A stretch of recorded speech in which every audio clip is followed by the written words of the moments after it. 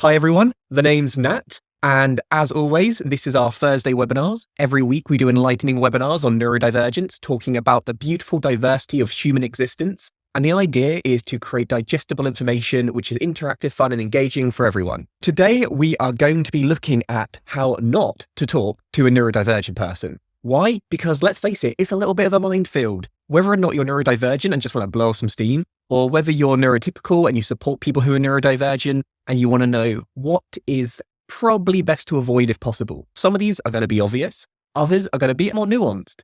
And we'll be breaking down why they may not be socially, politically, or culturally acceptable to say. Today, we are going to be looking at the whole spectrum of neurodivergence, from dyslexia, dyspraxia, autism to ADHD, and then some. The idea is that people who think differently have been marginalized for a very long time. There are some things I said time and time again. 9 times out of 10, they are meant with the complete most sincerity and love and warmth. However, they're just not landing. And these are some of the things we're going to be looking at again today. Here's me. I am neurodivergent and have been continuously discriminated against. I'm an expert. Honestly, most people do not mean to. I think they just unintentionally do it. And actually, sometimes the biggest culprit can be neurodivergent people ourselves, because we aren't really told what it means to be ND. We aren't told why something might be offensive or could upset other people. Here's our team. We've got myself today. And we've also got April in the chat. The last webinar we did was ADHD in 40s plus. And by the way, it doesn't just spring up in your 40s.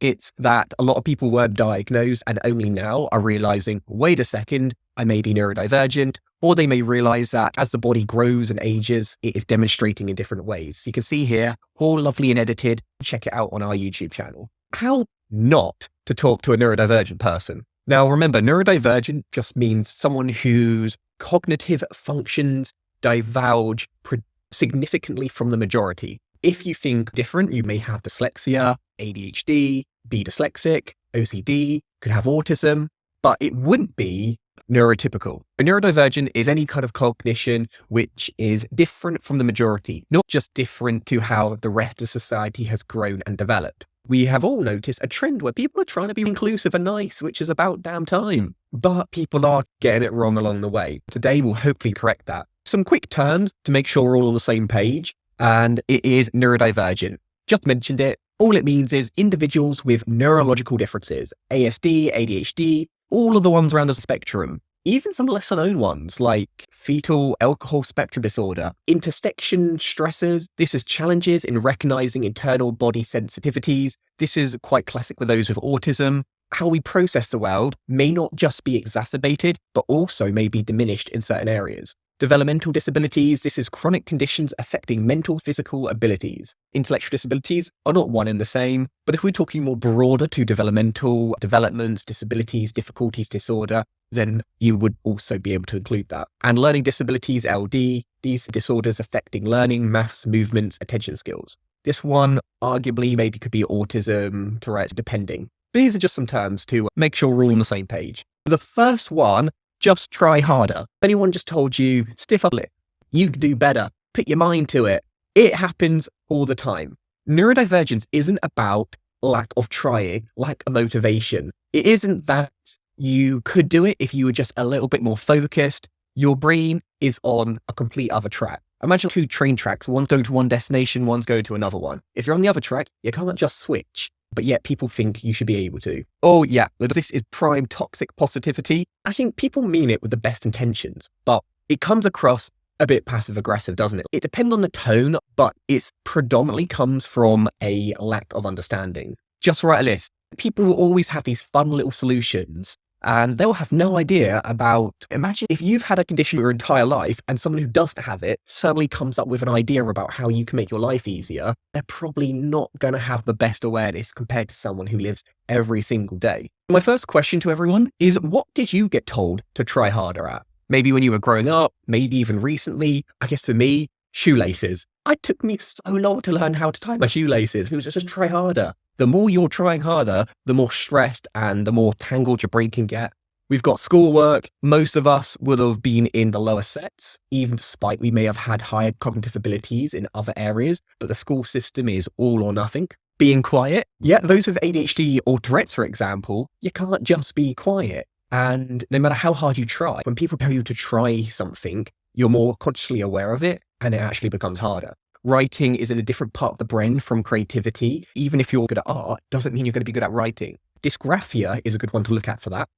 Maths, yeah, paying attention, sitting still, told to socialize more and it'd be easier. Getting up when in tasks, exercise in present life, nice, quieter, planning time, talking less, taking a deep breath, going outside, not losing stuff. Honestly, on a day-to-day, I get told, look harder when I can't find stuff. Not as simple as that. My brain physically does not see it. We've got tasia, a neurodivergence, inability to hold a mental image. Yeah, I would say so. Now, why I'm like, yeah, why not? Is there isn't a consistent list of what counts and what doesn't count. Neurodivergence is a different way of processing the world. This does sound like that. Under that kind of definition, I would say so. But remember, you can't just go online and get a definitive list. All right, just ignore it, plan your day, be more organized. Hopefully we can get it all out of our systems and be a bit more chilled later on. Next question. Have you ever had your personal experiences diminished, absolutely crushed? Everyone struggles with spelling. Everyone can struggle with concentration or attention. What do you mean you don't want to be social today? No one is saying those who are neurodivergent are complete polar opposites from those who are neurotypical. Remember, it is a spectrum. You can be all over it. Some days you might find something particularly easy. Other days may be more challenging. Some things might be difficult for you in certain stages in your life. Being able to trivialize it to a passing phase, it's like saying everyone has a headache some days. That is the same with, say, autism, for example. Feeling like you don't want to go out one night to having this kind of a deep down fear of public situations, for example, not the same. Or we've got everyone has a touch of isms if you want to send me into a rage. Or Heather says, I'm hearing this a lot from friends and at work. It's so invalidating. And though it's a bit of a cliche, I normally have to go back and explain like a physical disability and how it's not the same. You can be depressed. Everyone gets depressed, but not everyone has depression. They are different. And the same when it comes to ND. What do people think when you tell them you are ND? Answer how you would with someone you might know or from your professional experiences. Does anyone ever assume you aren't able to read? I get that quite a lot. As someone with dyslexia, people are like, oh, you don't like reading then? I'm like, no, I do. Just do it a different way. Unique strengths. Does anyone, the second you tell them you have an ND, think somehow you got a superpower? Oh, wow. What day was it in 1963? Or can you burp the alphabet backwards? I don't know what these strengths are, but people always assume you have some unique ability. No, quite boring, quite average. Lower intelligence. This one people may not directly tell you, but that doesn't mean they're not directly thinking it. And I would say even professionals, say even in the school system or HR intelligence, which is not true, but is what we're dealing with. We often talk about if you are good at problem solving, it's a classic thing to relate to neurodivergence. Interestingly, a lot of the ones which are negative, a lot of you agree with, and the ones which are more positive, a lot of you disagree with. We still think that society has more of a negative connotation to ND than positive. You're so good at. You don't seem neurodivergent. Have you ever been told you're not ND because you're good at it? You don't have autism. Who are you? Diagnostic professional?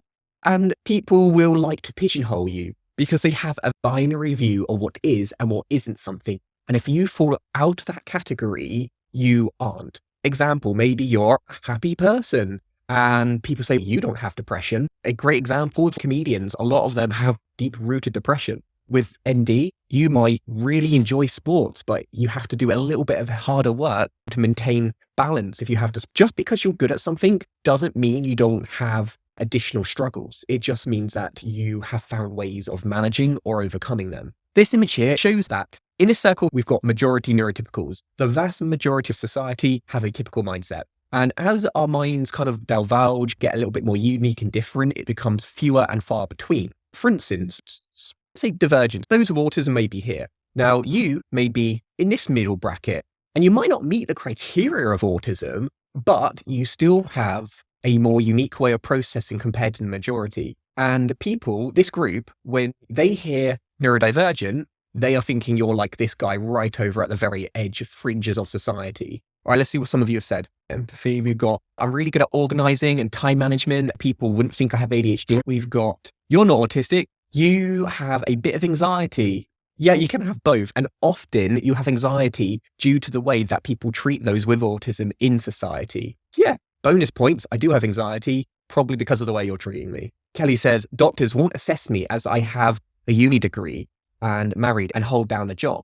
I'm too high functioning to get a diagnosis. You know what, Kelly, in a few weeks' time, we're doing a webinar on high functioning and the interesting history of why it's used and not used. I reckon you should check that one out. But that is a common problem. You might be in what we would have called high functioning or lower support needs. It does make getting a diagnosis or recognition extremely difficult. This section, maybe you're drowning. This section, you're a great swimmer. This section, you're doggy paddling.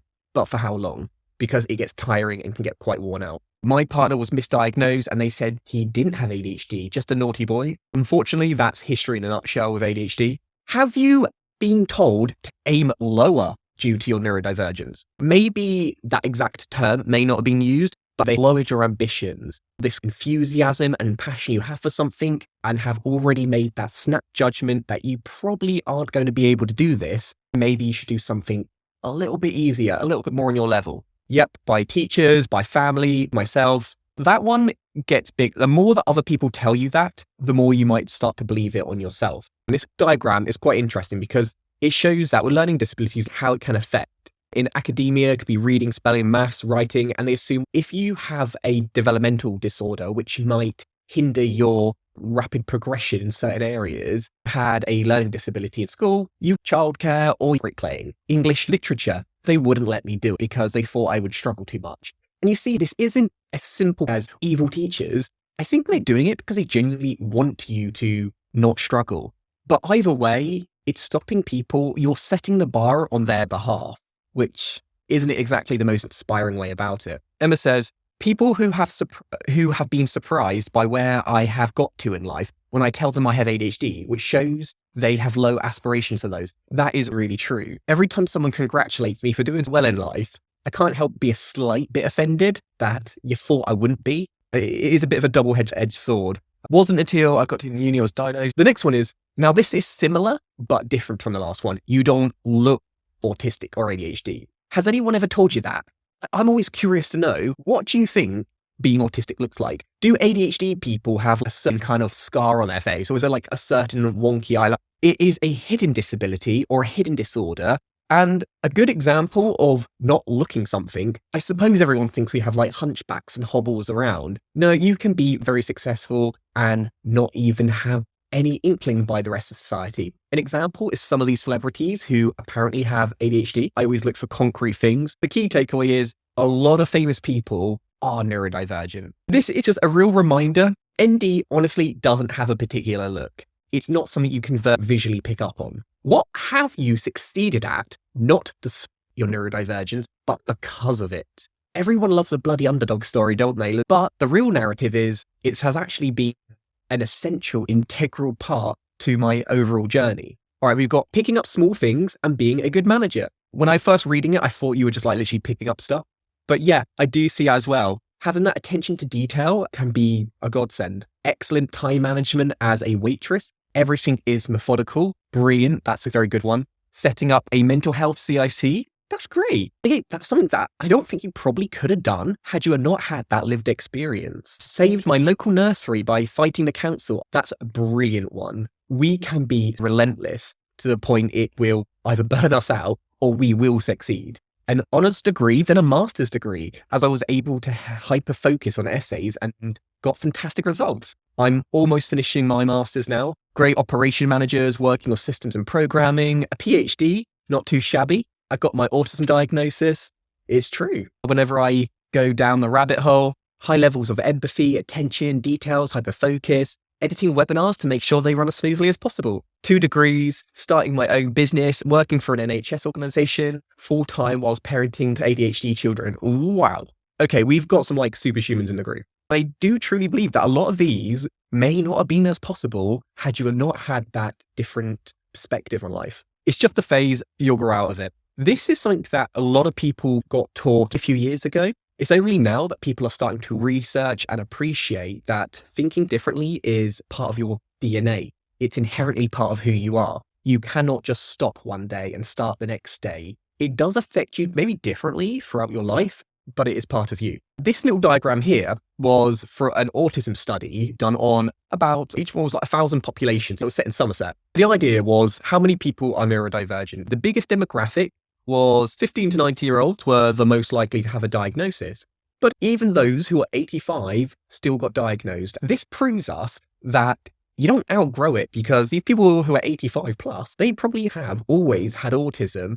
It's just they weren't as recognized. The reason why we think it's a young person condition is because they're more likely to get diagnosed and there's more awareness now. But the other generation are still just as valid as our current one. Okay, we're doing well. This is Marlowe's hierarchy of needs. I've shown it a few times before, but it's a nice little diagram. I'll explain it in a second. But the question is, when have you been told to stop overreacting? Have you ever responded to a stimulus or stimuli and someone thought way over the top?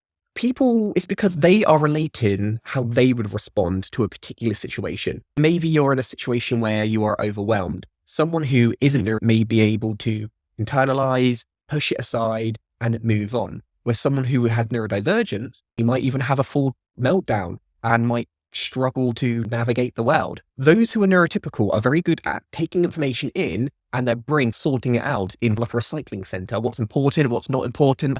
Those who are neurodivergent are like, yep, we're going to organize it all at once. And everything shuts down. How this relates to Harlow's hierarchy is these are all the things we need to survive. We've got our basic needs. This is water, food, warmth, rest. Then we've got security and safety, and then you work your way up to relationships, feelings, and accomplishment, creativity. The area where neurodivergent individuals typically get stopped is in the safety needs section. If they do not feel safe or secure in a particular environment, they're not able to progress on to the next stage of being able to develop friends and relationships. Most of us, we get food and water. Then, do we feel that we're in a safe place where we can be ourselves and be authentic?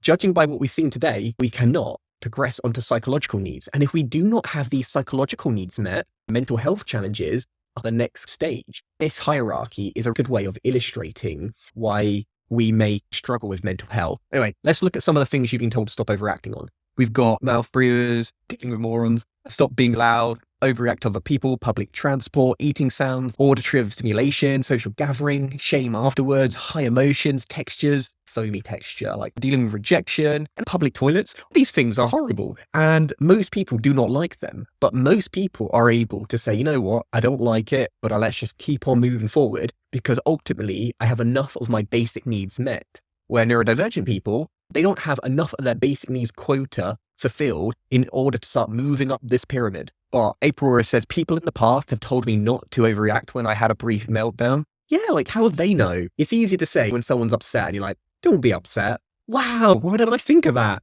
It doesn't work like that. This one is, again, one of these things where people have the best intentions. The execution just misses the mark by a lot. A few years back, it was always a disability. And then rather than come on a natural progression on disability, normal ability, they went right to superpower. Suddenly we went from sewer creatures to X-Men with superpowers and laser vision. No, while there are benefits that are associated with being neurodivergent, and they are very much real, these benefits do not come without the trade-offs or the leveling. You might be incredibly detailed orientated, which I appreciate would be a superpower on its own, but you also have to deal with the other factors and symptoms that come along with it, either inherently or due to societal reasons. A good example of this is in The Good Doctor. He has savant abilities. Essentially, it's a form of autism where you are a bona fide genius. It is seen in this, if you watch Rayman, if you watch Good Doctor, you are eccentric, you are a genius, you are going to save everyone. But what they don't realize is savant syndrome isn't just about being good at something.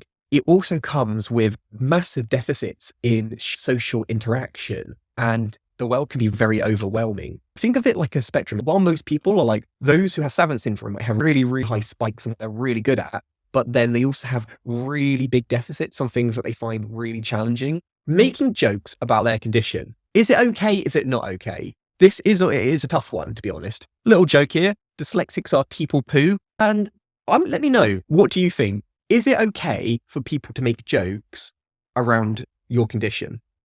I'm looking at you, Ricky Gervais. I recently watched his Armageddon thing on Netflix, and that was offensive.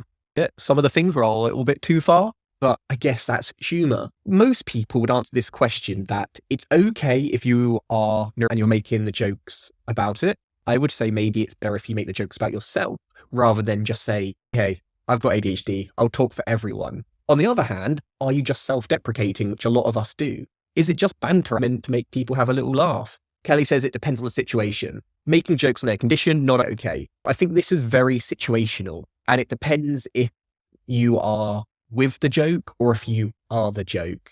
I'm going to leave this one on ambiguous terms because I don't know if there's a particular right answer to it. I love dark humor as much as the next person, but I can't lie, when it's directly aimed at me, it hurts. Emma says, a drag queen last week was making autism jokes, which I found hilarious, especially when I told her I was autistic and she nearly died. Yeah, that's always great. I'm not going to throw the baby out with the bathwater on this one, but let's say the jury is still out. I have said this one before, but I do think for those of us who are able to maintain a 9-to-5 job, are able to live independently, this is something where, particularly if it's a large part of identity, if we talk about it quite openly, which let's face it, a lot of us do, people think there's some sort of this imposter syndrome. The other one is if you are self-diagnosed, can you say we if it isn't official?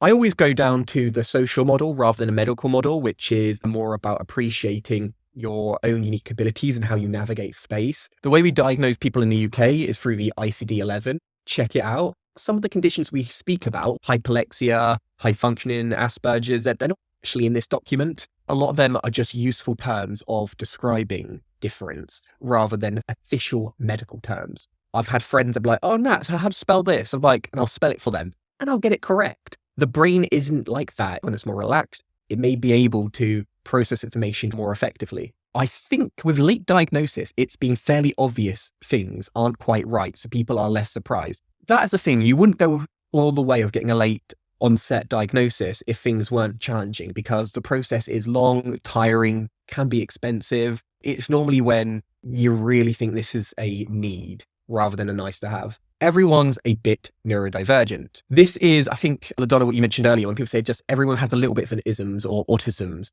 And this is annoying because I think what happens here is people confuse the term neurodiverse and neurodivergent. Everyone thinks differently. Yeah, everyone is neurodiverse, but not everyone is neurodivergent. You have those with autism who have quite distinct neurology compared to most individuals. Then you have those who are very independent, maybe less obvious, what you conventionally would have called high functioning or Asperger's, atypical. Then you've got neurodivergent, that could be dyslexia, ADHD, arguably not as much day-to-day struggles as autism, but still very much enough. Then you've got neurocals. These are people who think differently, but more or less can get along day-to-day completely fine. And then you have these people in the no man's land. You don't meet the criteria for autism or another neurodivergence, but you still have your own kind of quirks, unique ways of doing things, which don't quite align with day-to-day life. You could argue that these people are a little bit neurodivergent, but everyone might have some of the characteristics of being neurodivergent. Everyone does,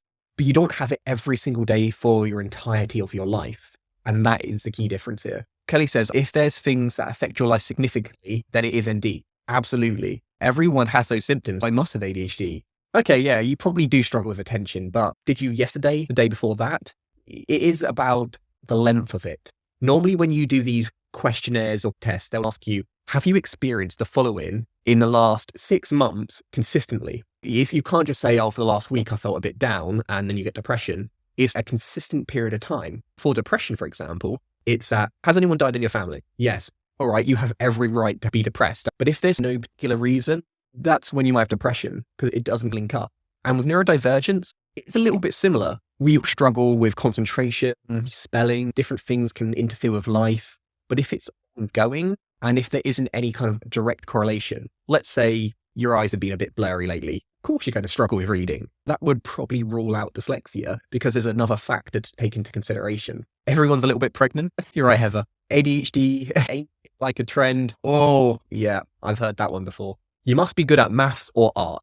People like to really focus on maths and art. If you have autism, you are clearly a maths genius. If you have dyslexia, you're great at art. And some of these diagrams they're nice and empowering. They're very skills focused. They're very much positive. Rather than talking about deficit, they're talking about ability. However, they can actually end up pigeonholing people. Not everyone with dyspraxia and autism are honest. It is a nice thing that a lot of us do have. But you do see that sometimes these diagrams, while they are useful to start off an initial discussion, they do way oversimplify things, right? What skills do people always think you're good at? People always rely on me for creativity. I can be creative, but I'm not like an idea generating machine. People put me on the spot. I'm like, all right, Nat, show us some of that ND magic. Like, oh God, there's a lot of pressure on me right now to be amazing. They think that just because you might have certain skills in certain areas, that it becomes as easy as breathing is to you. No, it's still difficult. A lot of us get pigeonholed, and it means that finding employment becomes more and more challenging, particularly rewarding employment, because everyone puts you in the same role. Data analyst, creative, marketing, retail, they don't give you much kind of freedom to do what you would actually like to do. You just need to find the right motivation. A lot of us are incredibly motivated. You tend to go one way or the other, I find. When people have low expectations on you, you either fall under the radar and just give up, or you go above and beyond and you take over the world. People find it difficult to accept people who are just getting along okay. And I always remind that this is a DNA thing. It is genetic. This isn't something you can just switch on, because it is about our DNA. It isn't something that you can train out of us. Oh, Emma says the procrastination is really bad when I'm not interested in something. But you'll find when you're really interested in something, you'll be able to give it 110%. It's just a different distribution of motivation. It's not a lack of motivation. But you're so social. Have any of you been told you're too social to be neurodivergent? If so, this is due to an inherent misunderstanding on the other person's behalf. You got social emotion, language communication, and depending if you're in different boxes, people think you've got your stereotypical understanding on what it is to have ADHD, for example. But if you fall anywhere out of that quadrant, people assume, nah, not going to happen. Have you ever been told ND is not real? People think all of this neurodivergent malarkey, what you're banging on about, it's a neuromyth. No, there is complete undeniable proof that neurodevelopmental conditions and different wiring and processing is 100% a thing. Take these scans, for example. You've got two different brains and you can see how there's different activation in different parts of the brain depending on your neurology. ADHD and autism are not a thing. People think I'm social because they see me with my friends and they expect to have the same interactions with me. Again, it's about a different scenario, isn't it? Because with your friends, you know how they're going to respond. But with randomers, who knows how they're going to respond? And that kind of unknown could be very concerning for yourself. If your basic needs of safety and security aren't met, you're not able to go on to the next level of relationships. Or it's just bad parenting or trauma responses, I've been told. Yeah, Emma, that. Oh, it's a cringy one. Because it was known as the refrigerator mother theory, that if you didn't love your kids enough, if you didn't give them enough hugs, the reason they had autism, that was on you. Completely false, completely not true. But there was a massive generation of mothers which were stigmatized for that very reason. You're being difficult on purpose. Yeah. There is a thing called the theory of mind. Relate to children, because as you get older, you find mechanisms around it. Your brain processes information differently. Here, this guy is, hey, what you doing? And the kid is playing with this. He isn't able to put himself in his father's shoes and know that his father isn't able to see what he is doing at this right moment in time. The father may assume that this child is being difficult. You know I can't see what you're playing with, just tell me. But that process isn't high up on the child's list of things that you must do in order to answer this question. This is a very obvious example, but in adulthood, it becomes a lot more subtler. And that not normally translate to people thinking you're just being a pain, rather than that's just naturally how your brain orders conversations. You need to adapt to others, aka you should be masking. We talk a lot about camouflaging and masking these days and how it's not healthy because it results in burnout and mental health challenges. We still need to conform to the social norms that other people have set for us just because they're in the majority. You're just overthinking it. Stop using your condition as an excuse. Just focus more. You seem fine to me. Control yourself. You must be creative and intelligent. It really is a mix between unintentional discrimination, positive discrimination, just ignorance. It's a real mixed bag. Jessica says it's hard when parents aren't educated or if it's been passed down through generations. That's why it takes so long. I try to use the term armor instead of mask to change the context. We're in armor, we really are trying to batter it away. That is us done for the day. I hope you enjoyed it. These books are written by neurodivergent individuals. It's a first-person perspective. And I think if you aren't neurodivergent, it gives you a good insight to what it's like living with ND. If you are, it might give you some tips on how to verbalize it and express. You've got The Reason I Jump, and it's a book on a young boy's perspective of autism. Odd Gal Out. I believe April, did you say you read this book?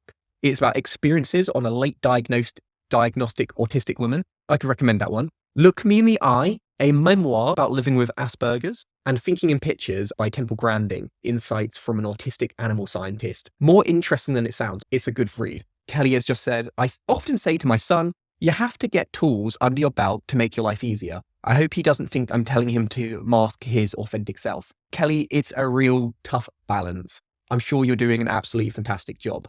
We've got to appreciate the world is tough, and it's perfectly reasonable to equip him with the tools he needs to survive, but also to fully understand that this is society's problem and you aren't the problem. Just really work on that narrative that the world's awful, you're not awful, and you might need to do this to navigate the world. It's tough. They need preparing. If any of you are neurodivergent and in the UK, as we always mention, get in contact with us for a workplace needs assessment. We support people who are diagnosed, undiagnosed, managers who would need additional help in the workplace, be it support, equipment, etc. Is thinking very black and white neurodivergent? It is one characteristic which is often associated with autism. But I would argue from today's webinar, a lot of neurotypical people think very black and white. Hence the reason why all these stigmas and assumptions already exist. But yes, it is, but also it can relate to other people as well. Predominantly autism. Thanks for that. We've done it. Another one successfully completed. Our next one is, do I have developmental coordination disorder? I have intentionally used its official name rather than dyspraxia because we're going to be looking at why did they use developmental coordination disorder and not dyspraxia as its official term. Dyspraxia actually has a way more broader meaning, and this is a far more accurate way of describing it, yet it hasn't really picked up on day-to-day vocabulary. We're going to be looking at some of the characteristics, some of the symptoms, how different diagnostic books might diagnose you. We'll be looking at some celebrities such as Daniel Radcliffe, Harry Potter, and a few others. Here's our YouTube channel where you can subscribe. We've got our newest one out at the moment. We also have our shorts, which look, I'm getting an intern soon to try and get some up on TikTok. I'm trying to avoid it like the plague,